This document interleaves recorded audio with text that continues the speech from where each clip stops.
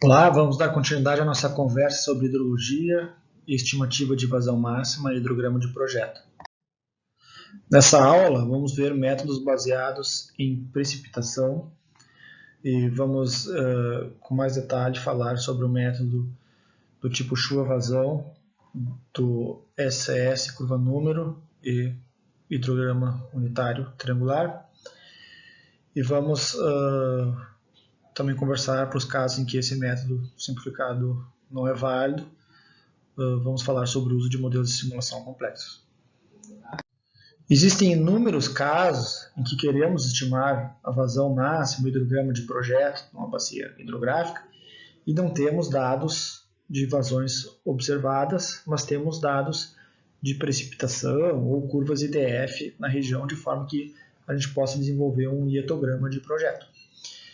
E em muitos casos, em bacias pequenas, poderíamos usar o método racional, mas muitas bacias, esse método não é válido. Então, precisamos de um método que considere de forma um pouco mais completa os processos hidrológicos que ocorrem na bacia hidrográfica. E um método muito popular e válido para bacias médias é um método do tipo chuva-vazão, baseado no conceito do curva-número, do SCS, e no hidrograma unitário triangular também do SCS. Esse método também é muito interessante porque permite a avaliação de hidrograma de projeto, avaliação de cenários futuros, etc, etc. Bom, então no que consiste esse método? Basicamente, vamos obter hidrogramas em bacias sem dados de vazão, com base num hietograma de precipitação. Esse hietograma pode ser de precipitação observada ou pode ser precipitação de projeto. Ele é interessante para bacias médias, talvez até 1.000 km², e pode ser usado de diferentes formas. Pode ser usado em projetos de engenharia, pode ser usado para avaliação de cenários futuros, por exemplo, o que aconteceria se essa bacia sofrer um processo de urbanização, o que aconteceria se a precipitação se alterar no futuro. Entretanto, ele tem a limitação de não ser válido para bacias muito grandes e muito complexas, como bacias heterogêneas ou muito modificadas, em que as hipóteses simplificadoras desses métodos, do curva-número e do hidrograma unitário, não são válidas. E o que devemos fazer para aplicar esse método? Em primeiro lugar, como vamos estimar a vazão e o hidrograma de projeto com base na precipitação, vamos fazer a hipótese de que um evento de precipitação que tem tempo de retorno igual a x anos, por exemplo, 10 anos, vai gerar uma vazão máxima com um hidrograma de também x anos ou 10 anos. Então, essa é uma hipótese muito importante e deve ser mencionada. Depois, a gente vai precisar selecionar qual que é o risco ou o tempo de retorno do hietograma que vamos dimensionar para depois transformar em vazões. E aí, então, dependendo do tipo de aplicação, vamos escolher valores apropriados, como para microdrenagem, usamos de 12 a 10 anos, macrodrenagem, 25 a 50 anos, etc, etc, etc. Outra questão importante é que ao dimensionar esse hietograma de projeto, ele deve ter uma duração igual ao tempo de concentração de bacia, pelo mesmo motivo que explicamos lá no método racional. Se usarmos uma duração muito grande, as intensidades de precipitação que vamos acabar adotando não vão ser tão grandes, pelo próprio comportamento das precipitações intensas, mas, por outro lado, se usarmos durações muito pequenas, essa duração vai ser tão pequena que a bacia não vai estar contribuindo para o resultado como um todo, né, de forma simultânea. Então, é interessante que a duração da precipitação seja igual ao tempo de concentração da bacia hidrográfica. Bom, e aí para definir as intensidades de precipitação, a gente pode seguir dois caminhos.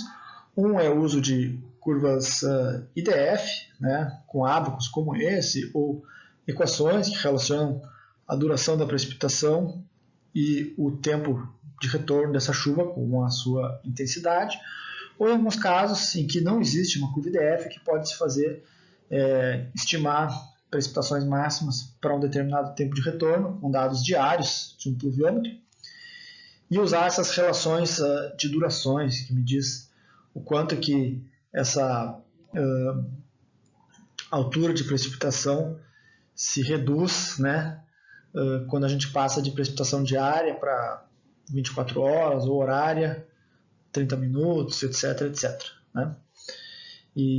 Ou 15 minutos, 5 minutos, etc, etc. Bom, com esses dados, com essas informações de curva IDF, relações de duração, a gente vai desenvolver um hietograma de projeto. Para desenvolver esse hietograma de projeto, a gente precisa escolher um intervalo de tempo de discretização. Normalmente, a gente vai querer ter de 5 a 10 valores de precipitação dentro da duração total do hietograma, que é igual ao tempo de concentração. Então, por exemplo, nesse caso, a gente vai construir um hietograma com 1, 2, 3, 4, 5, 6 valores de precipitação, de forma que a gente está fazendo ele de 20 em 20 minutos. A gente vai calcular precipitações para as diferentes durações, né? Então, a precipitação máxima para um determinado tempo de retorno com duração de 20 minutos seria essa, a precipitação incremental seria essa, etc, etc. E a gente adota o método dos blocos alternados, né, para ordenar essas precipitações, obtendo um hietograma um pouquinho mais realístico com o que a gente observa na natureza. Por fim, como a gente está trabalhando com bacias um pouco maiores do que o que a gente viu com o método racional, o que acontece é que essas precipitações obtidas de pluviômetros ou curvas IDF, elas são válidas para um ponto, né? E o que ocorre é que as precipitações médias em uma área, elas normalmente são menores que as precipitações pontuais, porque a precipitação não é simultânea em toda a área. Então existem fatores de redução ou atenuação da precipitação intensa em função da área de drenagem. Esse aqui é um exemplo, né, que mostra que quanto maior a área de drenagem, mais deveria reduzir, né, a precipitação intensa, e isso também pode ser em função, inclusive, da duração da precipitação, né? Então, precipitações mais curtas tipicamente vão ter maiores reduções do que as precipitações mais longas, como essa de 24 horas, que não reduz tanto, né? Então a gente vai chegar a um fator como esse, que vai variar de 0,7 a 1, né? E multiplicar isso pelas precipitações do meu hietograma de projeto. Bom, então tendo o hietograma de projeto, o que a gente vai fazer é, em primeiro lugar, estimar qual que seria o volume de precipitação efetivo, que é a precipitação que causa as cheias na bacia hidrográfica. Para isso, a gente vai usar um método de separação de escoamento. O método mais comum para fazer isso, mais popular, é o método curva-número do SCS, em que, através de um arco como esse, né, ou uma equação muito simples, e um parâmetro que é o CN, que me diz se a bacia tem mais capacidade ou menos capacidade de gerar escoamento, a gente estima, né, quais são as precipitações efetivas, representadas aqui em azul, e o que infiltra, né, fica armazenado na bacia, representado em vermelho. Com base nessas precipitações efetivas, agora a gente tem que ver como que isso vai se propagar na bacia hidrográfica para formar o hidrograma. Então a gente vai usar o método do hidrograma unitário, né, que faz algumas hipóteses, por exemplo, de que a bacia hidrográfica funciona como um sistema linear, invariante, etc, etc. E para isso a gente precisa de um hidrograma unitário sintético, que é o hidrograma, é a resposta da bacia hidrográfica a uma precipitação unitária. Existem várias formas de obter esse hidrograma unitário sintético. Uma muito tradicional é usar o hidrograma unitário triangular do método SCS, que, em função do tempo de concentração da bacia, etc., a gente pode definir as dimensões desse triângulo. E, com base nesse hidrograma unitário, a gente pode fazer o processo de convolução, ou seja, para cada uma dessas precipitações efetivas, qual seria a resposta na saída da bacia hidrográfica, que está representado por essas linhas em cinza, e o somatório de cada uma das respostas individuais a essas precipitações individuais me dá o hidrograma total da bacia hidrográfica, que seria então o meu hidrograma de projeto, que é representativo do escoamento rápido, que é o grande formador das cheias na maior parte dos casos. Então, tendo esse hidrograma de projeto, a gente pode partir para análise, podemos partir para uso desses valores de vazão de pico ou volume de hidrograma para dimensionamentos, ou podemos fazer diferente, podemos testar ainda outros cenários, seja de alterações do uso do solo, então alteraria essa parte aqui, né, e repetiria como alterando um CN, né, mudaria a precipitação efetiva e mudaria esse hidrograma, ou alterando a precipitação, né, se a precipitação aumentasse no futuro, ou se a gente adotasse outro TR, como é que mudaria meu hidrograma de projeto. Enfim, é um método prático, né, popular, muito usado na engenharia, em muitos casos. Entretanto, ele tem algumas limitações que devem ser mencionadas, né? A principal é relacionada às hipóteses simplificadoras desse método do SCS. Por exemplo, que a bacia tem uma resposta linear às precipitações, que a precipitação é constante, bem distribuída no espaço, né? De certa forma, a gente considera simplifica a questão da geração do escoamento da bacia, né? Ela acaba ficando meio uniforme. E essas hipóteses simplificadoras, elas não são muito válidas ou para bacias grandes, bacias maiores do que 1.000 km², ou bacias muito complexas, né? Como bacias heterogêneas, em que eu tenho diferentes processos geradores de escoamento, ou diferentes velocidades de propagação de ondas de cheia, ou bacias muito modificadas, né, em que a gente tem, por exemplo, reservatórios que atenuam cheias, ou canais construídos, né, que levam água de um lado para o outro, diferente dos processos naturais. Então, o fato é que quando a gente tem esse tipo de limitação, a gente deveria partir para outro tipo de metodologias, e aí vem os modelos mais complexos de simulação. Existem diferentes tipos, né? Alguns são modelos de chuva-vazão, modelos distribuídos ou modelos hidrodinâmicos. Então, vejam, eles vão ser mais necessários, né, quando a gente tem bacias maiores, né? Quando a gente tem bacias complexas, seja pela heterogeneidade ou quando elas são muito antropizadas, né? E são interessantes quando a gente quer dizer, não vão ser necessários. Se a gente já tem dados muito dados de vazão, eles não vão ser tão necessários, né? Então eles são interessantes para preencher a lacuna de não haver dados de vazão, e havendo dados de precipitação, a gente pode usá-los para simular essa bacia hidrográfica, buscando estudar cenários futuros ou estimativas de projeto, estimativas relacionadas a mudanças climáticas, mudanças no uso do solo, urbanização, etc, etc. Bom, existem muitos tipos de modelos de simulação hidrológica. Os mais simples são os modelos do tipo chuva-vazão concentrados. Existem vários na literatura, como SMAP, pH2, Tank Model, HBV, etc, etc. Mas basicamente o que eles fazem é entender a bacia hidrográfica, os processos hidrológicos, representar como uma sequência de reservatórios que recebem precipitação. Talvez o primeiro reservatório é um que representa o solo da bacia. A gente tem uma equação para gerar escoamento superficial, uma equação para gerar escoamento percolação para um aquífero, e as propagações nesses nesses sistemas são feitas também através de reservatórios, né, que tem um tempo de parâmetros que são tempos de esvaziamento, tempos de trânsito nesses reservatórios, de forma que entrando precipitação, como a gente vê aqui na linha em preto, saem hidrogramas de vazão desse sistema que simula uma simulação desse sistema de reservatórios, né?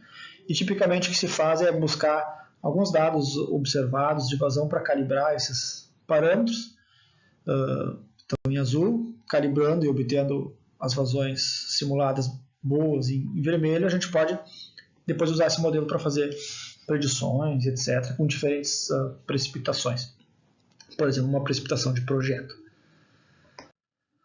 Bom, em muitos casos, os modelos concentrados não vão ser adequados, porque eles também têm a hipótese limitadora de que os processos são homogêneos na bacia hidrográfica, né? Então, quando a bacia hidrográfica é mais heterogênea, mais complexa, é interessante usar modelos chuva-vazão do tipo semidistribuídos. Por exemplo, um modelo muito famoso e popular é o modelo REC-HMS, onde HMS vem da sigla Hydrologic Modeling System. Então, nesse modelo, conforme ilustrado nessa tela, que mostra a interface desse software, né, o que a gente faz é representar a bacia hidrográfica como várias subbacias, né? Cada uma dessas subbacias é simulada com métodos, como por exemplo os próprios métodos do SCS ou outros métodos estão disponíveis aqui. E os hidrogramas gerados em cada uma dessas subbacias menores são propagados por uma rede de drenagem composta por canais, também pode ter reservatórios e outras estruturas no meio do caminho, de forma que é possível simular hidrogramas, né, em diferentes pontos da bacia hidrográfica, e o hidrograma resultante na saída da bacia, ele vai representar todas as complexidades e heterogeneidades que ocorrem na bacia como um todo. Um outro tipo de modelo são modelos distribuídos e de um pouco mais base física, onde no lugar de dividir a bacia hidrográfica em algumas subbacias, a gente divide em muitas subbacias, como ilustrado nessa figura, e em muitos trechos de rio. Um exemplo de modelo como esse é o modelo MGB de grandes bacias, que era focado então em grandes bacias hidrográficas, é distribuído de grande escala e é baseado em processos. Então, os processos de geração de escoamento, armazenamento de água no solo, evaporação, são simulados com relações mais sofisticadas para representar a física do problema.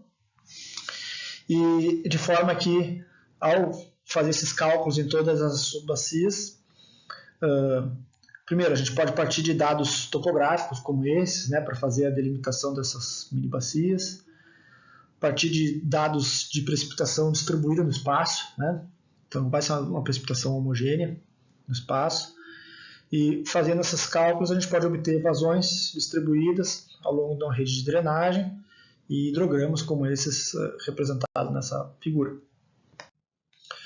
Outro tipo de modelo de simulação são os modelos hidrodinâmicos, que focam na simulação mais detalhada de propagação de ondas de cheias em rios e hidrodinâmica de rios e planícies de inundação. Um exemplo muito comum é o modelo REC-HAS, onde a HAS vem da sigla River Analysis System. Essa figura mostra a interface gráfica do modelo, então ele permite fazer simulações hidrodinâmicas, considerar estruturas hidráulicas como pontes e vertedouros, né, mapeamento de inundação, etc, etc. Bom, esses modelos hidrodinâmicos permitem cálculos como de propagação de ondas de cheias em canais, avaliação de níveis d'água numa seção transversal, como ilustrado nessa figura abaixo, visualização do perfil do rio, visualização de hidrogramas, etc, etc. Então, tudo isso considerando de forma mais detalhada a hidrodinâmica do escoamento em rios e planícies de inundação.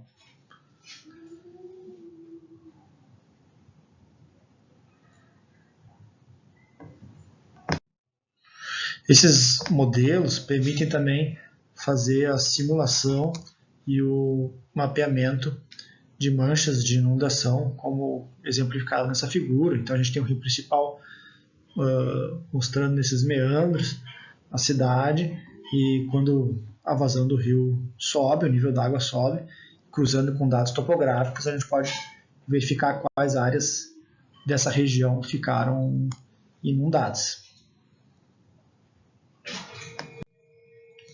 Outro tipo de modelo interessante são os modelos de águas urbanas. Por exemplo, o modelo SWMM, que vem da sigla Stormwater Management Model, é um modelo para manejo de águas pluviais.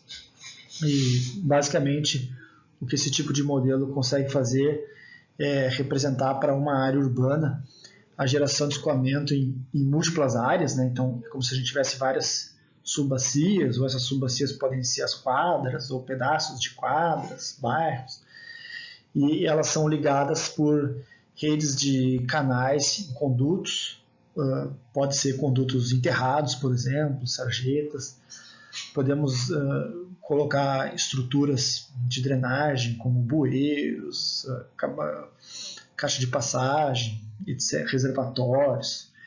E, enfim, nesse sistema complexo, se faz a simulação desses volumes sendo gerados, sendo propagados por essa rede de canais, onde em qualquer um dos nós, né, desse sistema a gente pode extrair hidrogramas de vazão ou vazões máximas. Então, num sistema complexo como esse, fica mais interessante, né, a gente estimar vazões já durante a etapa de dimensionamento, que a gente pode ir mudando a configuração do sistema e vendo como que alteraria vazões máximos e hidrogramas em diferentes pontos.